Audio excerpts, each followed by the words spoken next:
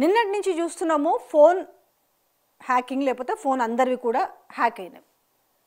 అది కొత్తగా నేను పూర్తిగా విడమర్చి చెప్పాల్సిన అవసరం లేదు. అయితే మంత్రుల ఫోన్లే ఏకంగా హ్యాక్ అయినాయి. మంత్రులవి, తర్వాత జర్నలిస్టులవి. ఆ పలానా జర్నలిస్ట్ ఎవరైతే ఏ గ్రూపులలో అయితే ఉన్నారో అవన్నీ కూడా హ్యాక్ అయినాయి. దానికి సంబంధించి అన్నీ కూడా ఐకాన్స్ ఇమ్మీడియట్లీ కూడా ఎట్లయితే చూడండి, ఎవరెవరి అయితే గ్రూప్స్ ఉంటాయి ఆ గ్రూప్స్ అన్ని పేరు కూడా ఆల్మోస్ట్ మారిపోయినాయి. దాన్ని స్టేట్ బ్యాంక్ ఆఫ్ ఇండియా తోటి వచ్చేసినాయి. అయితే ఈ మంత్రుల ఫోన్లు హ్యాక్ అయితే కూడా పెద్దగా ప్రభుత్వం నుంచి అయితే పెద్దగా ఏమి ఉలుకు పలుకున్నట్టు అనిపించలేదు. దానికి ఉదాహరణ కంటే దీనివల్ల ఒక భాగోతం బయటపడిందని చెప్పాలి.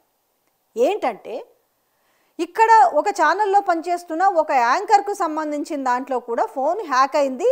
హ్యాక్ అయి దాని దగ్గర నుంచి అందరికీ కూడా మెసేజ్లు వెళ్తున్నాయి, డబ్బులు సహాయం చేయండి అనేసి.